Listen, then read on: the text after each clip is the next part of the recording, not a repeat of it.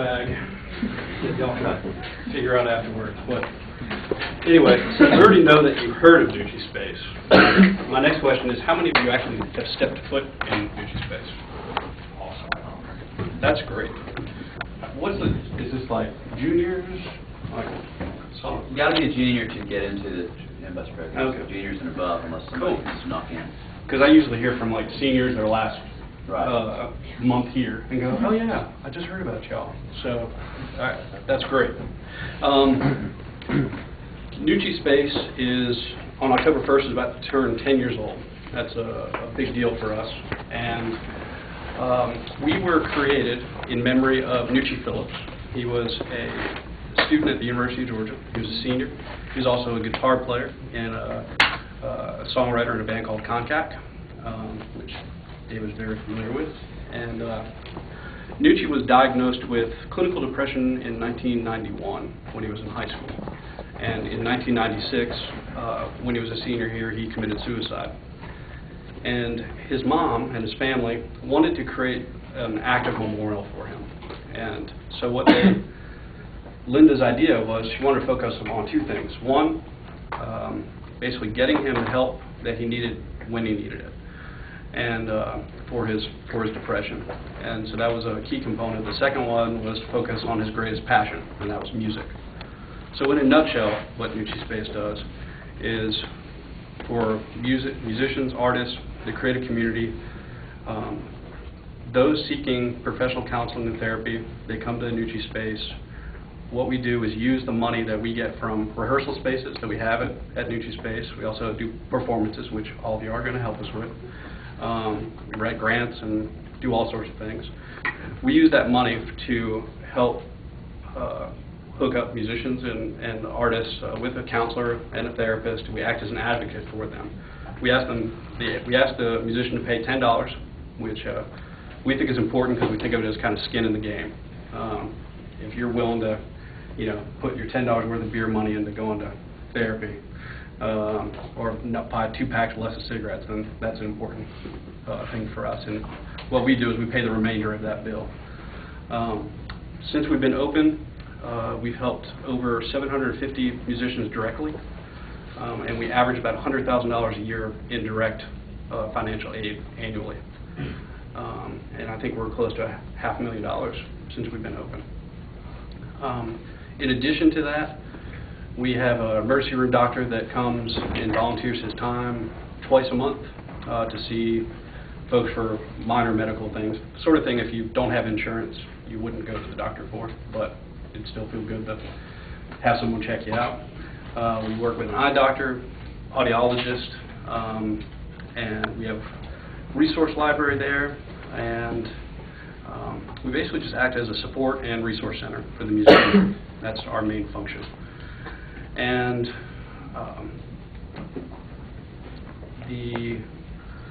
I'm going to tell you about a few things that are coming up. I already told you our 10th anniversary is October 1st. The second big event is our space race, which is a 5K that we run right here on campus. That's the next morning, October 2nd at 9 o'clock, which I'm sure all of you guys will be there. The Colorado game is that day, but don't worry, it's very late in the afternoon. And let's see, then we have y'all shows coming up, which I think is the first one is the 8th, so the next week. So Team 1, that date is coming up very quickly. And I think y'all will like the space, those that have not been there yet. I think it's a unique venue. We're doing a lot of renovation right now. I don't know if anybody practices or is in a band, but it looks like a bomb went off right now. So hopefully by the time October 1st gets here, it'll look a lot better. But then we have basically a show every Friday through the next 2 weeks. We have the shows on the 8th, the 15th, the 22nd, and then we're taking a break of the week of the Florida game, fall break, and then the 2 after that, the 5th and the 12th. The show that we have, I asked a special favor of David on the show on October 22nd. We were offered a slot with Terrapin Brewery, which I don't know if y'all know that it's a local brewery in town. We're going to do a benefit show out there. and that is going to be Team so-and-so's. Three. Team Three's show. And we asked a really close friend of ours and an awesome band to play that show, and we took the liberty of booking that for y'all. There's a little band called the Quick Cooks. Yes. Yeah. That's David's band. And I accept. good. And actually, it came about. I got a copy of the record, and all of us, put it in the CD player, and we were blown away. And we're like, "That's it." We didn't even think about anybody else. So he said yes, and so that'll shoot you an awesome show. And who knows, some special guests might stop by, and it should be an awesome show. And let's see, I'm trying to think of other things that I can tell y'all, but that's why I left this stuff. I want to leave enough room for Nelson because I know he's itching to talk. And Are you? Am I? I think you're doing great, Bob. But I want to see if anybody has any questions, because Nucci Space is sometimes a hard thing for people to wrap their head around, and I think there's some very valid questions sometimes in some of the groups that I speak to. So, anybody have a question? For these shows, like, how many acts and what, do you like a mix of different performers, artists, or I'm going to kind of leave that up to you. Since we're, correct me if I'm wrong, David, but we're shooting for relatively earlier shows. So, and you will be competing with downtown. So I definitely wouldn't go past 3 bands. I'd probably even try to stick to 2. As far as genres, man, I'm kind of a big fan of mixing it up, and basically I think book what you like, what you would go see. That's what I would really focus on, and because if you book what you like, you're going to want to tell people about it, and get people there. That's my general booking philosophy. Do you guys ever have DJs there? Yeah, we have. I'm trying to think. There's not a whole lot that we haven't had there. We have a pretty eclectic mix of music. We try very hard not to, have a stereotype of the kind of music that we do there. Is there anything that we could not do, like any Fire breathing. foam or something? I hate that string foam. Please, that stringy stuff. Yeah, silly string. No, please don't do that. There was a party there in 2003, and we're still cleaning that stuff out of the rafters. So that's silly string. That's everything. What's the cap on the room that we'll be hosting the show in? The fire marshal number is 180, and that doesn't include the patio, which holds, you probably fit about another 40 or 50 people on there. And we had the truckers do an album opening there, and I can tell you there were maybe a few more than 180 there. But you're not like the son of the fire marshal, are you?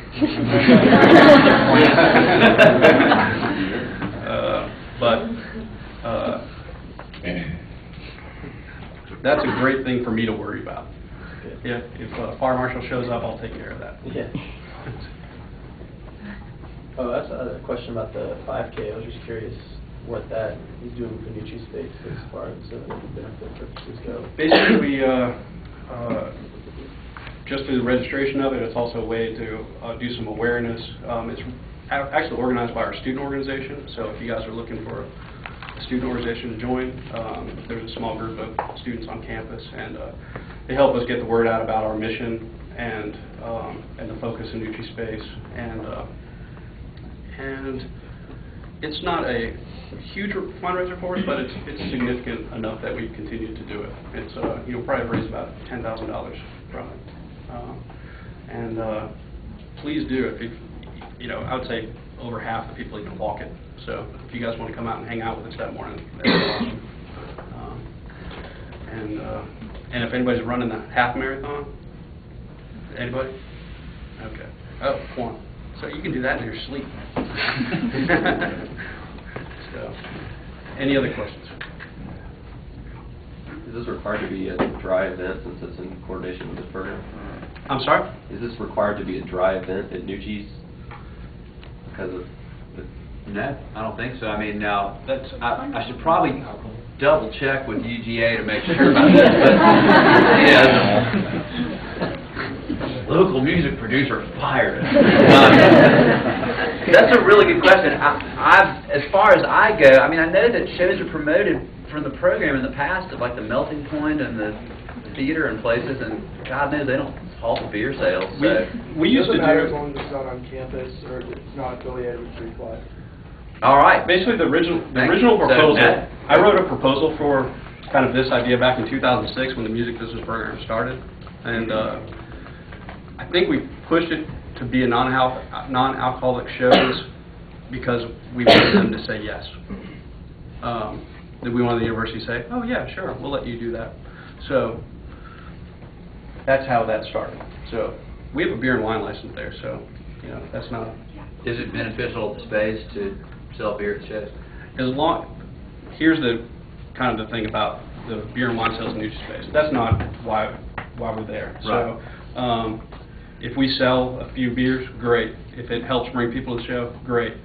Nucci space isn't a bar, and you know somebody that comes there stumbling drunk will look like you'll be so out of place there. So as long as we kind of keep with the feel of the space, there's nothing wrong with having beer. Fair enough. So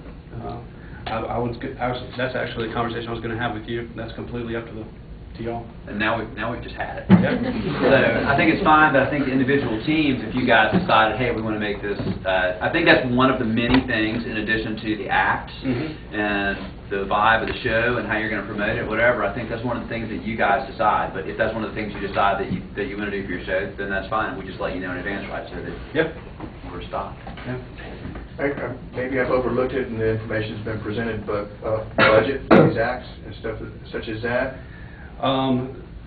All proceeds from the shows go to the space. Go to the Okay, space. I'll put, And fortunately, as far as bands go, it's pretty it's understood with all the local bands at least that they play for free. Okay. What we try to do, and we'll give y'all some of a budget to we like to have a green room for all the bands. We have rehearsal rooms in the back of the building, and we create a green room for the bands. So we put food in there and a place for them to chill out. Because if they're playing for free, I want them to feel like rock stars. Sure. Yeah. So green M&Ms. Bowl green M&Ms. Yeah, we're pretty wide open as far as things that we can do. That's the nice thing about being the boss down there. We've got to do whatever the heck we want to do. So. Yeah, one over here for you. If the bands have merch, does that money go to... No. Okay, that's theirs. That's definitely. Are they allowed to? Of course, yeah. We're there to help musicians. So. Are you going to count it in and take a percentage of that? Of the merch? Right. No. For the Terrapin show,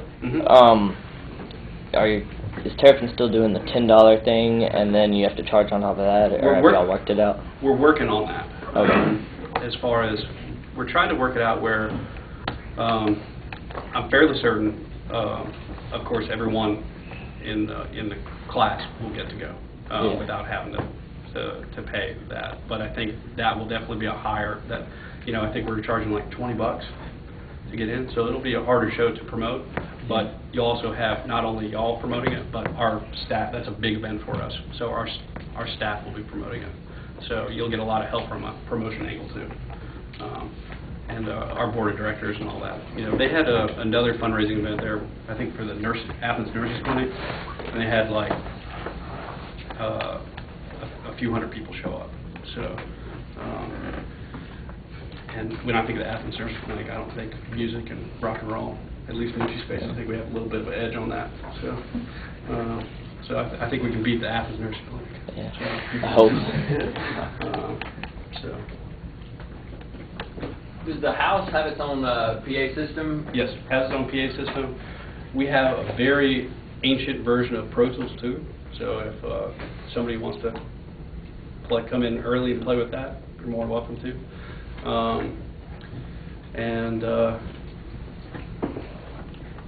And hopefully after all this renovation, the room will actually sound pretty good, I hope. So. What are you guys doing? Redoing all the sound baffles in all the rooms, and painting and just kind of sprucing the place up. I've looked at the same colors for 10 years. I'm kind of ready for something new. So, but hopefully it'll look and sound a lot better in there. How many rooms do you have? There's 4 rehearsal rooms, and then there's a main performance area, and they're kind of connected. Unfortunately, we can't do rehearsals and have a show at the same time. So. You got lighting as well? Yeah, we have lighting. I think there's maybe 10 can lights. No fog machine, no pyrotechnics. But if you want to do that, Any others? And I'm leaving cards over here too, so you can email me and if you have any questions. And as you meet in groups, I'll introduce you to Matt Hudgens, who has just started working with us a few months ago, and he's going to be the employee there for all your shows. And he looks like Grizzly Adams. He's got this real beard and animals following him and stuff. He's a good guy, and he'll be there to help out. Bob leaves some stuff for you guys to pick up. And one final note about the Nucci Space shows. I realized as soon as I said, hey, Team 1 will meet tomorrow evening, I saw a number of like, tomorrow I got it. So Team 1, instead of all of you coming up to me one at a time and telling me why you can't make it for that, how about after class, all of Team 1 just meet me over here, and we'll have a little chat. We'll figure it out. So, Bob, you got anything to add? Let's hear it from Bob Sleppy.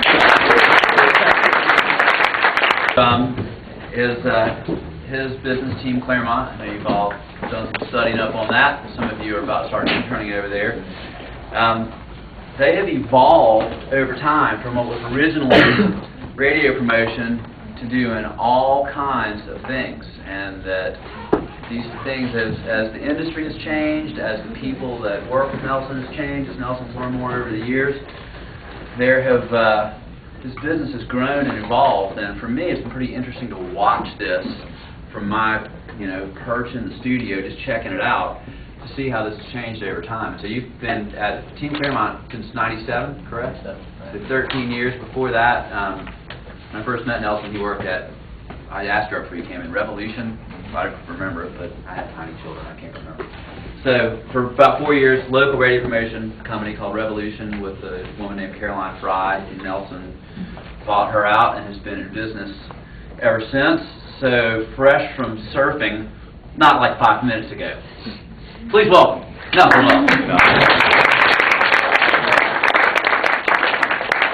I got tired of the same brown and blue colors for 10 years too, and switched it up to orange and blue, and I'm going to hand Ashley Hanna, our first intern from y'all's class. Pass it around if anybody wants one, take one. And I think I have a good segue from Bob and Nucci Space too. Bob was actually one of our first interns at Revolution, maybe in '93. Literally helped sit on the floor and stuff CDs and packages to send out to radio stations. Nelson, I was also in a music business class with Greg Reese. Yes? That's what I was doing that internship. He's missing the fact that you're talking about redneck Grease right now. We all know Greg Reese. Oh. He's been a musician in town for quite a while. Well, and he's a really good friend of mine. I'm sorry, I tried drinking more beer. You know, some of my friends have to drink a lot of beer to listen to their music. Yeah, it's okay. No. And another good segue, I will say, from Nucci Space, not only have we, as Team Claremont as a company, been big supporters, but I do like athletic endeavors, and I like staying on top of my game in whatever way I can, and I support the race, the space race. And every year I challenge any of you guys who want to run the race. If you can beat me, I'll donate $10 extra to Nucci Space. So I'll be running it. Is anybody else going to come out? No? I'll do it. All right, David, another one? There's another? Where's my half marathon guy? You're already in, right? You're going to toast me, aren't you?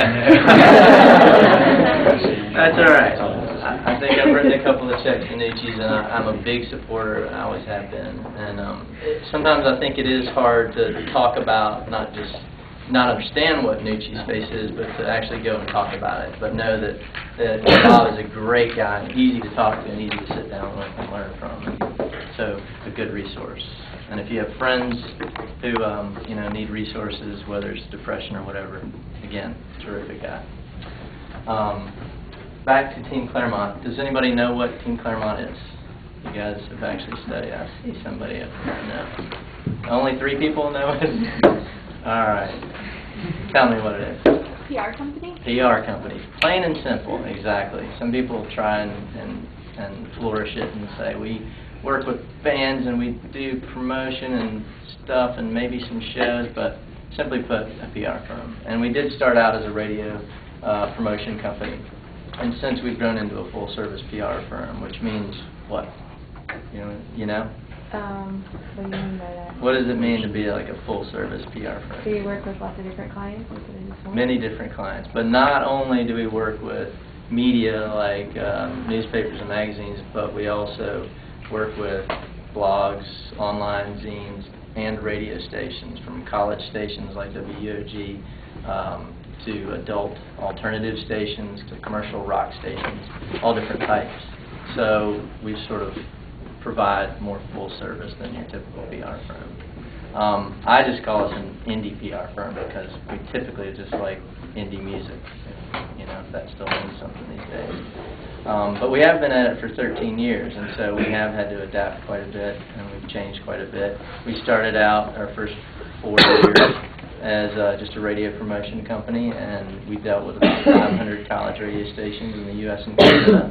And we had 4 of us crammed in one tiny little room, and all of us just got on the phone and made as much noise as we could, and we called about different bands that we were working with at the time. And we would form relationships with these music directors at radio stations. Does anybody work at UOG or DJ? Yeah, a couple here. Good deal. So you guys know, the gist of what it takes to be at a radio station and make it work, and they're promoters like us sending out packages all the time for our clients to get radio airplay, simply put. From that point on, in 2001, we actually became the full-service PR firm that we are today. And so beyond the 500 or 600 radio stations, we also now deal with about 2,400 publications worldwide. And that involves glossy magazines from Rolling Stone to Magnet, down to the zine that somebody's putting out of their dorm room, to the .coms, from Pitchfork to Stereo Gum to Gorilla versus Bear. And there are thousands out there now. So that covers radio and PR. And then there are other little services we provide too. There's a little bit of sync licensing promotion that we do. We've got a handful of music supervisors, and they help us get placements in films, commercials, and what else? Television. So we've had a number of placements in that. And then the most recent service we've added is digital distribution. So we've got worldwide distribution now that's digital only. You won't see us with warehouses of CDs. We don't do them. In fact, our servicing to radio and publicity has trimmed way down from CDs only to a percentage of CDs and a percentage of online downloads, I guess. So we have changed and grown over the years, and now we're reaching out to 3,500 outlets. And that's it in a nutshell. Who wants the CDs of your No stations? Well, you said you send some of them out still. Yes. Who Well, like what type of outlet wants them? I think if anybody running a radio station or running a magazine had their choice, they would ask for a CD 95% of the time, because it's the full package, it's the artwork. I think a lot of us still like to pull the booklet out of a CD and see who's involved and how it was made. And you wouldn't be here if you weren't interested in some aspect of music. So you understand that. And so some of the bigger magazines still require CDs. Some of the radio stations, actually most radio stations, want to have a CD in a jewel case in their shelves on the rack in the DJ booth, so they can have their A list, B list, and C list, and they can read the spine easily, pull it out, and put it in. But then again, we service hundreds digitally. They'll take the album, if they add it to their rotation, then they might add it to a hard drive and play it, or they might actually just burn it onto a CD, make us fine for it, stick it in that shelf. So a lot of people still want the CD, but not everybody's getting one. Now this transition from primarily radio promo, which was additionally you and Bob and whoever stuffing CDs to send to radio stations, as you've transitioned from and 7 that, inches and things too. And what? 7 inches at the time too. Yeah. Yeah. From, are you doing any vinyl? Are you guys? We do, but we get the labels to usually ship the vinyl, and it's rare that we'll get a label who wants to send vinyl to radio or to press until that outlet is already showing support. More like a thank you for supporting us and our artists. We're going to send you a nice piece of vinyl. For those that are doing vinyl, is there anybody to whom it is particularly advantageous to send vinyl? Does anybody you're reviewing actually want it so they can talk about the quality of the vinyl? Because it does make a difference to people that are making records now. The bands I deal with, it makes a big difference than if they get 180 gram vinyl. Is there anybody that actually is reviewing it that actually wants it for that reason? I don't know, because I don't necessarily talk to the writers specifically, but I think it'd be really rare. I think what you find is you might have certain DJs who have shows at certain times of the day, and they're vinyl-only shows, and those guys are going to be very particular, and they're going to ask those kinds of questions. So this transition from the days of you're primarily doing radio, or all doing radio, and CDs as the thing that you sent out with that, to full-service PR, what are some of the things that you saw that fueled that transition that made you want to move in the direction where you're headed now? Headed toward digital delivery and things like that? Well, it was pretty obvious we needed to. I guess what I'm getting at is, when you looked at CDs and radio versus the fact that full-service PR, encompassing a lot of things other than just promoting to radio stations, did the demise of the CD and the changes in the record industry shift the fact that of what you were doing, which is a more niche of one thing, to the broader thing that you're doing now? Broad question, but sorry, but yeah, I mean it's always changing, and so you don't know. I'm not sure if I'm going to even answer the question. You don't know how it's going to change until you're in the middle of it and you take a step back and look at it. And people still want generally CDs, but we've been able to take on a lot more clients who we really believe in, who might not have the budget of some of our bigger label clients. And it's mostly labels who hire us. It can get expensive for a band to come to us and hire us, yet they sometimes do. But a lot of the smaller labels now are either releasing digitally only, or they have very small budgets. And what that digital delivery allows them to do is to go out to 600 radio stations without sending out 600 CDs, bios, Jiffy Pack, bubble mailers, and the cost of that. And so it's really the changes that have happened, moving away from CD to digital, it's really empowered the small guys. It's really empowered the band working for themselves, or the small label that puts out 2 records a year. And if the majors and the bigger labels get on board quick enough, it can really help them too, and it has. But that's a big beast that moves a lot slower to change. Do you think? Explain how the cost of a promo for an artist, I mean, I know that you believe very much, I do too, that spending the money on promotion makes all the difference in the world in terms of the return on their investment, right? Like say if you were to calculate, I mean, here we are back with CDs just because it's easy to figure out. If you're going to get 1,000 CDs pressed and sell them at your shows, then, or that you need to make X number of dollars back, right? You spend $1,200 getting these things pressed up. You sell, right? How is it working for the artists that this investment they're making on promotion is paying? I mean, I believe it's paying for itself in spades, but talk about how. I mean, I think it really is starting to more so than it used to. Why more now? Because the delivery is so much less expensive. You know, I mean, we can hit 50 blogs in New Zealand in a few minutes if you want to, you know, with a quick email. And those guys are waking up and playing the record right now, you know, tomorrow. You know? So I mean, it's better than instant. You know, it's happening right now. I don't know if you ever heard this term, but when I was just getting in the music industry, there was sort of a dynamic, I guess, that for every dollar you spent recording, producing, and making a record, you had to spend $4 marketing, promoting, and advertising it. And that was sort of an old paradigm that I heard from older industry guys, you know, and you'd find bands who would make their own CD and they'd spend $1,200 and they'd have 1,000 CDs sitting in their bedroom. And they didn't know what to do with them from that point on, and they were broke, they were tapped out, you know, they tossed pizza to make these CDs, and they love them and they got them, and their, you know, 180 friends bought them and loved them, but now they have 800 sitting there. You know, so yeah, I think PR is valuable. So, you know, but it's gotten, you know, more affordable, I think, for the smaller bands and the smaller labels. How is it now?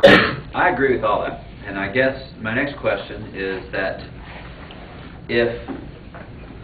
okay, so you can get it. You're so fast now. If you send it to New Zealand, you get. I mean, they're listening. It's already tomorrow, and they got it right now. It's already Wednesday in New and Zealand, they're listening to it. Now they get it on their charts, and we go, look, they're already charted in New Zealand. You guys got to be playing this.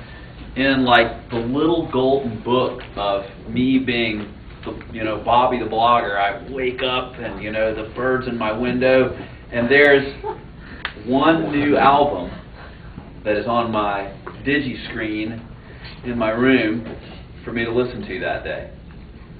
But they don't have one new one every day, do they? No. How do you stand out? What are you doing that makes your... That's a great question. How do we make, you know, any How would be the one that they listen to?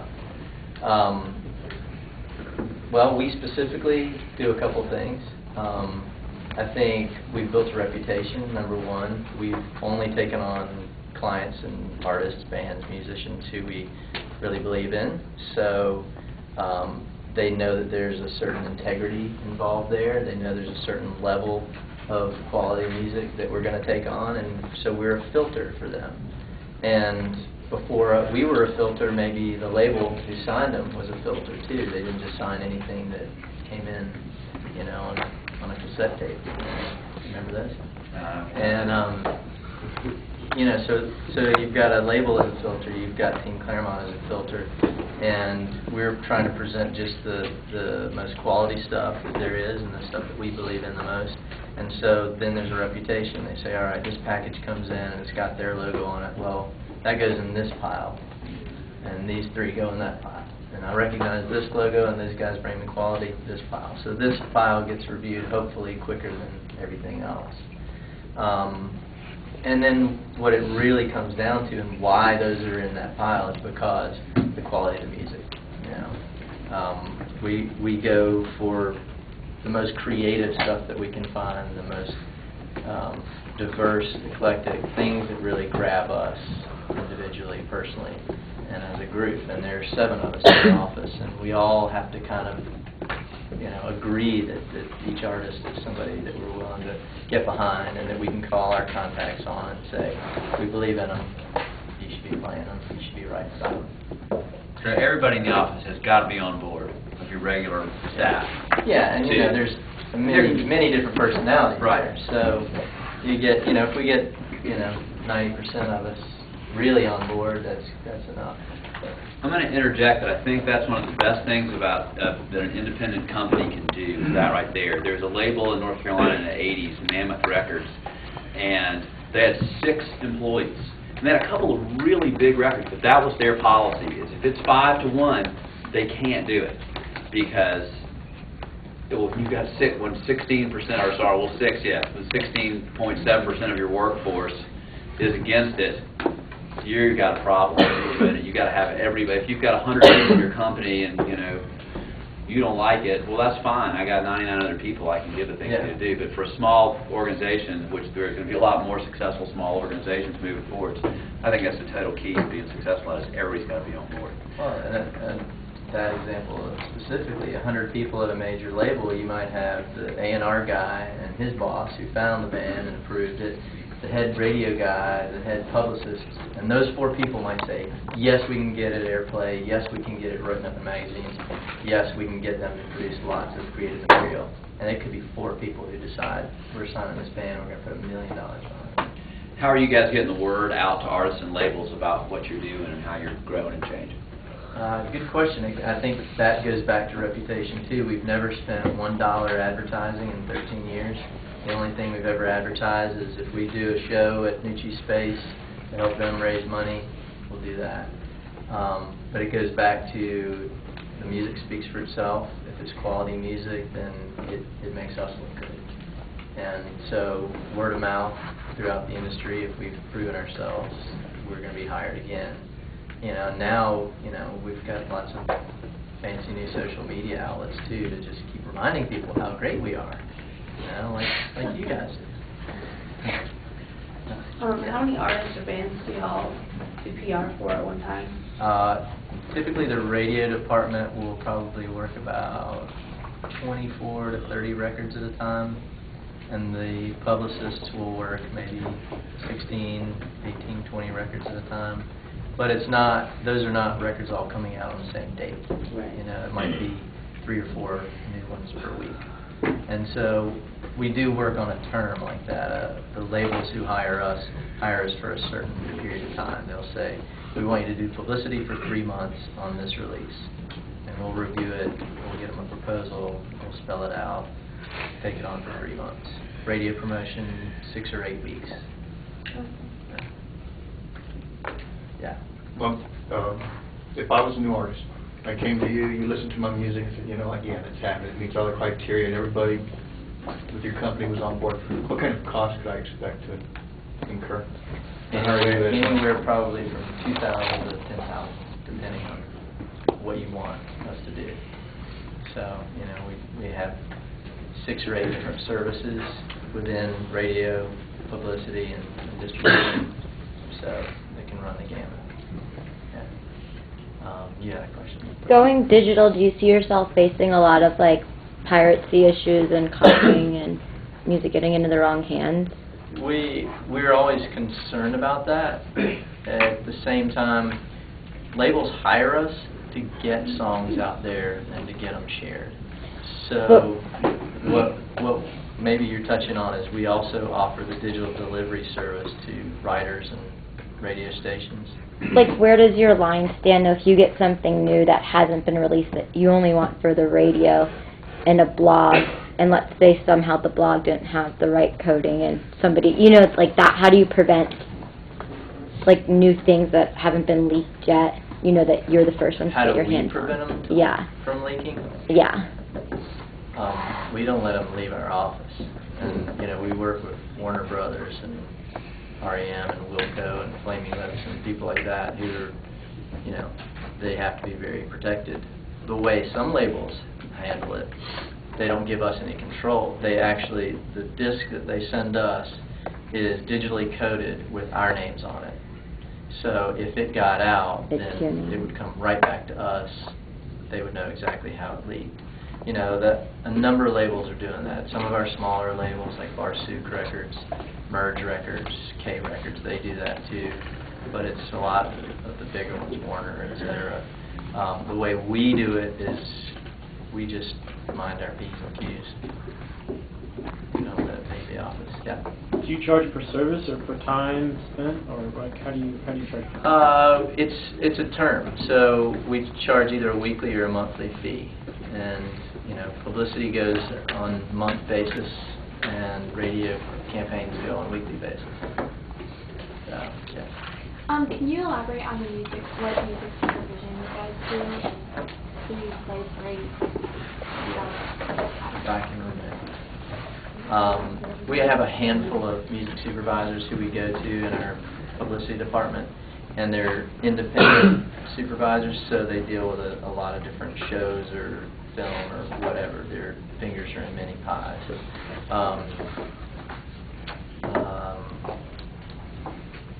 Thinking of specifics right now.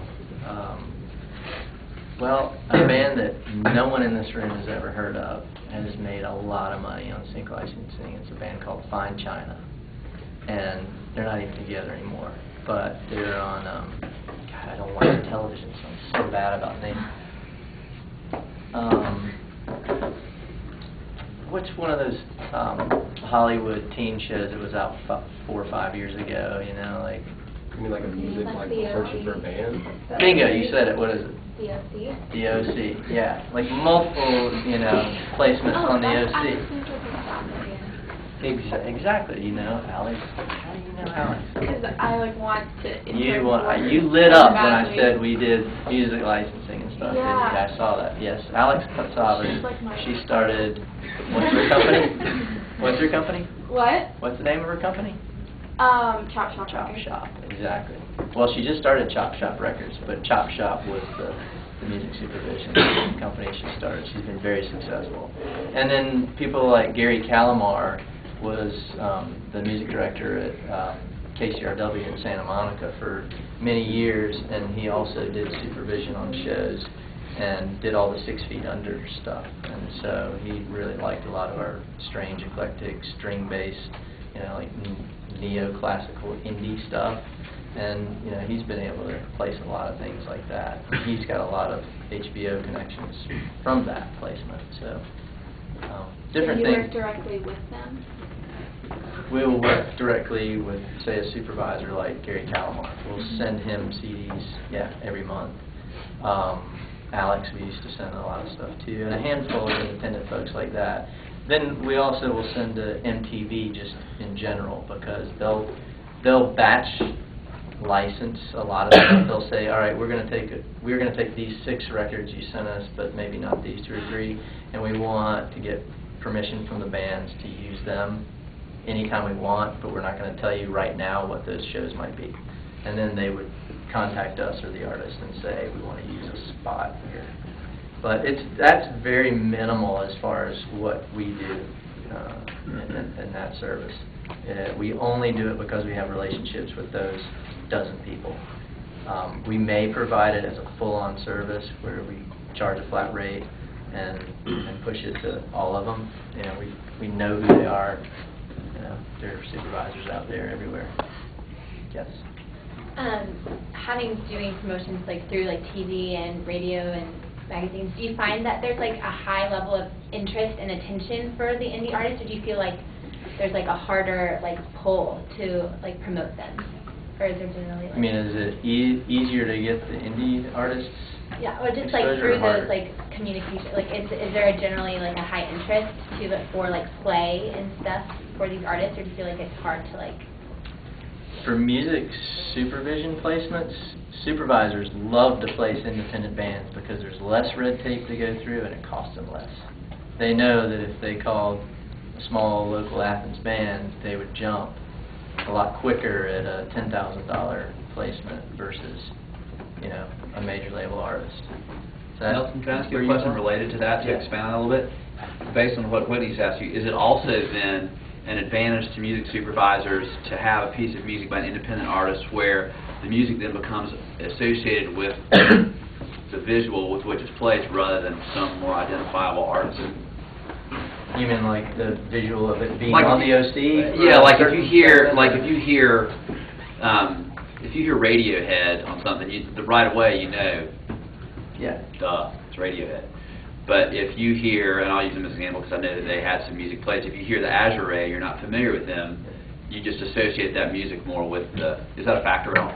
Is that an appealing thing about indie artists too? If I'm hearing the question right, I think, yes, it can be very appealing. In other words, but like... The music's on, to the viewer, I guess what I'm getting at is that to the viewer, the listener, the music is their immediate association of music is with the show exclusively rather than, Right. I know that song, I heard it on the radio. Yeah. But then, like this crowd right here, you guys are interested in music. So you might hear a song on a show and you're sucked into the scene, but instantly you're thinking, who is this? And then you pull out Shazam. Find out. It's like, bam, got it. Own that now. Well, with that, like Alex Fixafis, she mainly does indie bands, but like she does the Twilight soundtracks, and so she's gotten like the Dead Weather and the Black Keys and Beck and Bat for Lashes and all of them, and Death Cab to specifically write songs for, like the bands would go in and watch the scenes, and then they would go back and write a song.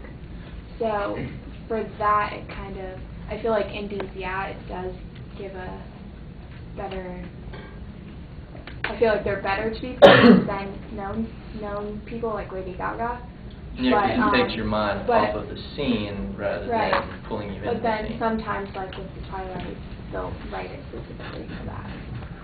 And the You've song's done your never homework. released. But I want to do. Good. That's good.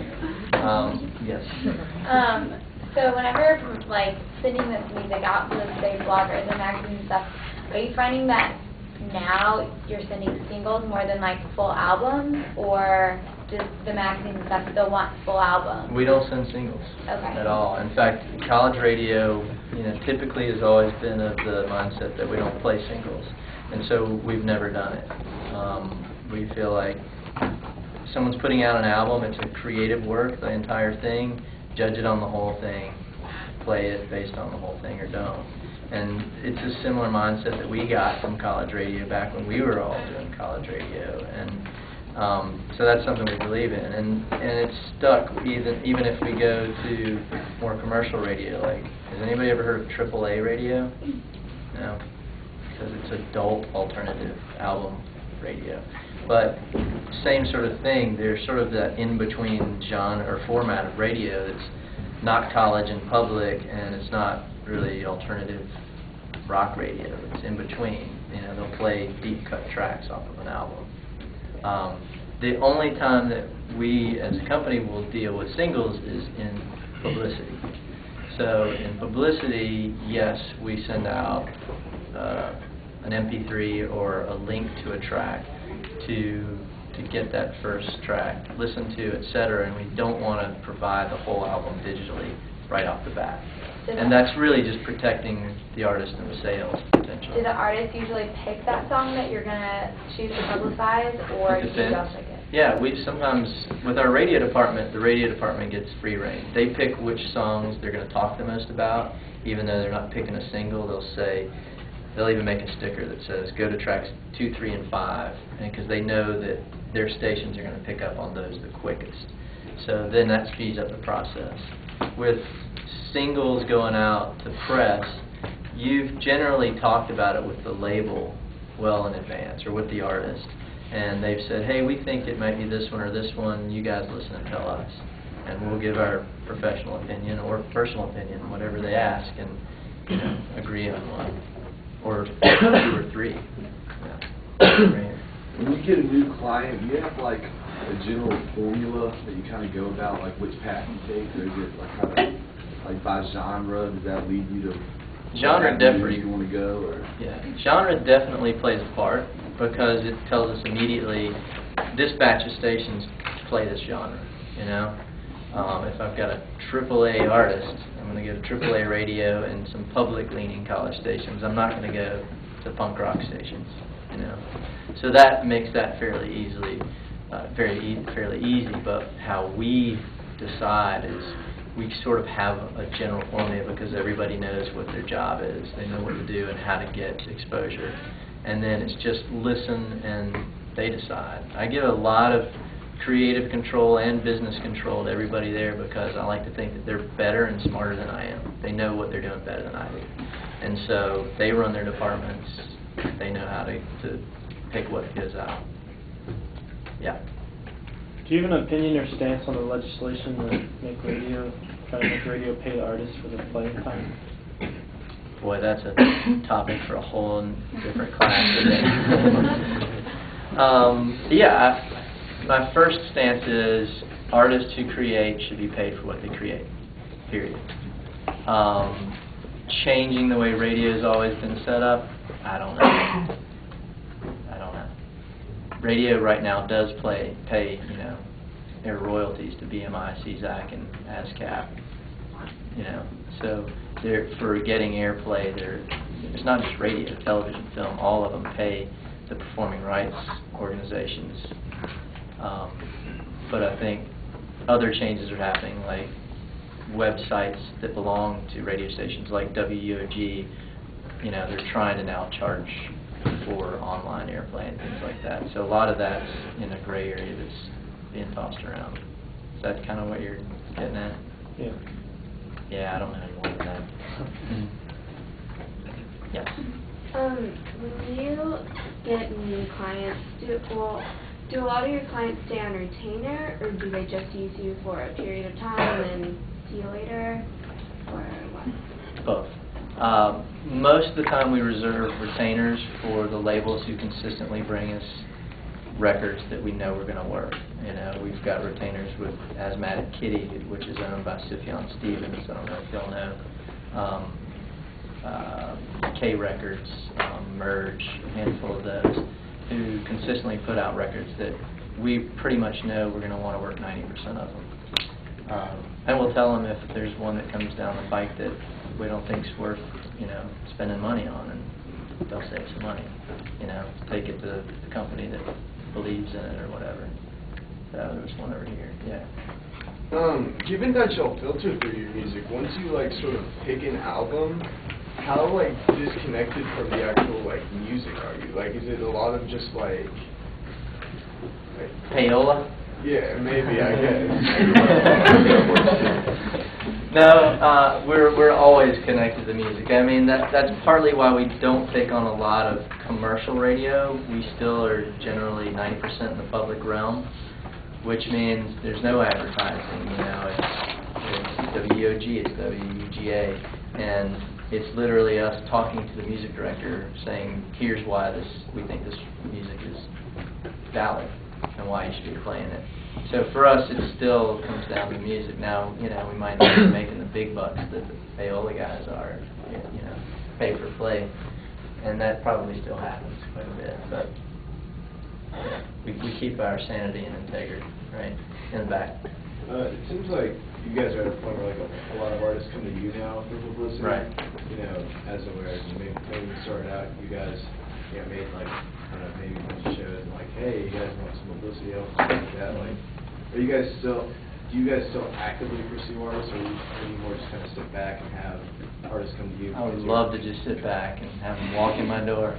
But it's both. You're right. We've gotten to a point where we've worked with 900 plus labels, and thousands of bands. So we have them coming to us, and the nice thing about forming a relationship with the label is they will bring us 6 records a year.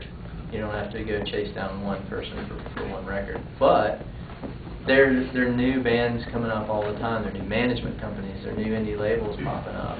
And so our publicists and promoters are out at shows all the time. In fact, just this weekend we had 3 at the Hopscotch festivals. Anybody know Hopscotch? I see one right there. Hopscotch had tons of indie artists playing all weekend in North Carolina, and our publicists were everywhere, and that's good in my book. I hear reports that, gosh, you guys were at this show and you guys were at that show, and your publicist talked to our band at this show, and that's good. That's us getting out, pounding the pavement, and putting a face with a name. So it always works, and we want to be on the cutting edge, or find the newest, most creative artists. So both. All right, that's number 3 for you. Okay, I'll be All fine. right. So, you said labels send you a lot, but like, do you reject people? Like, you're getting, I mean, I know you want to keep your reputation, but you're going to get the money, like, you give them to the people you don't really care about? Like, how do you... We reject way more than we take on. Oh, that sucks. Yeah, I know, right? So you've got a CD in your closet is what you're saying. No, I don't have a CD. But I'm just saying, if people, like, will they be like, well, I'll pay you double, like, would you take it? Like, how do you... I've actually money heard like that, and I like to say that there are a lot of people with more money than sense sometimes. And it doesn't really work for us. I mean, like, right now, the economy is really drastically different from what it was 3+ years ago. So we pause, but we don't necessarily take on anything else.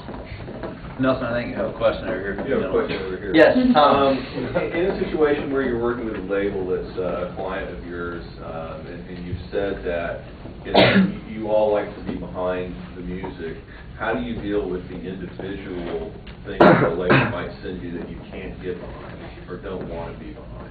We tell them. We're very honest. And in fact, they call us the brutally honest company out there. So, you know, I had a client today actually call me from Birmingham. He has a small label. He's also an artist on his label. He's released some really talented people. Anybody ever heard of A.A. Bondi? Yeah. Great, right? I've seen that. Phenomenal artist. He's put out a lot of Birmingham artists or Birmingham connected artists. He himself puts out records. I've never liked one of his records. And I've said, Greg, put out a record that I like and we'll do it. And meanwhile, I'm supporting every one of his other artists. And I know that's got to be hard for him. But he knows that I'm going to be honest with him. And he sent me his new record and I said, I am genuinely blown away. I can't believe you made this record. Are you sure this is you? And he said, yeah, it's me, man. I knew you were going to like this one. I knew for 8 years you've been brutally honest with me. And you like all my artists, but you really just hate my stuff. But I feel so good that you like my stuff now. And so, yeah, we're going to work on his records. So how they handle that? You know, he was heartbroken. No, I mean, it's typically a label. How do they handle that? There are we have a lot of competitors, and there are a lot of people who will just take the money and throw a record out there, and they don't care. So we let him go to the competitors. And he went to a competitor, and they BS'd him and told him they could do a lot of things, and then they couldn't get it done. And so he said, I'm back, I'm knocking on your door, I think this is the right record for you. And he kept coming back and kept coming back, and this might be the right record. Yeah. We did that, I don't know, has anybody ever heard of The National? Yeah. Sort of like, we did their first 2 records, radio promotion for those guys. And we just beat people over the head, like, why do you not get this band? Like, our whole office is just, this band is amazing, And one whole record down, I'm like, okay, hardly anybody played it, but it was their first record. Second record, all right, this one is just going to blow up. People are going to get it, they're going to play it. Nobody played it, And now here they are, 10, 11 years later, and, they're taking off. How many questions do you have time for? Well, we're wrapping up in a couple minutes. How about 2 more? So, when you say that you never take anything that you're not confident about, how do you... Never is a really big word. Well, that you rarely. Right. And you also said there are a lot of competitors, so how do you juggle making sure you're passionate about your projects with making sure you're financially stable enough to keep doing projects that you're passionate about? I knew that answer. I could hire you and I could retire, and you could just do my job. And I just tell you the answer. That is a juggling act every day, and that's my job. That is, the staff all has certain revenues they have to bring in. They're all responsible for generating projects and finding new clients, and we have to pay the bills, and they know that. And they get bonuses at the end of the year based on that. And they have to be good publicists and promoters too, and so they have to balance this. Do I like this record enough? Do I feel it's valid enough? Does it deserve it enough to take it on and help, get that Christmas bonus. You know, but if everybody listens and they all look at this one guy like, you really want to work this? You're an idiot. They're just going to go, sorry, no. It's not our quality stuff. And so it's diplomatic, but it's pretty obvious you're not going to bring a record that you know nobody in the office is going to like because they're going to make you feel like an idiot. Yeah. So, you know, embarrassment's a really easy way to Is there anybody who's not asked a question yet who wants to ask one? Yeah. I think right here in front of me. Yeah. And yeah. Go ahead. How much of a joke was the New Zealand thing? Do you really, send it over there and then they listen to it tomorrow?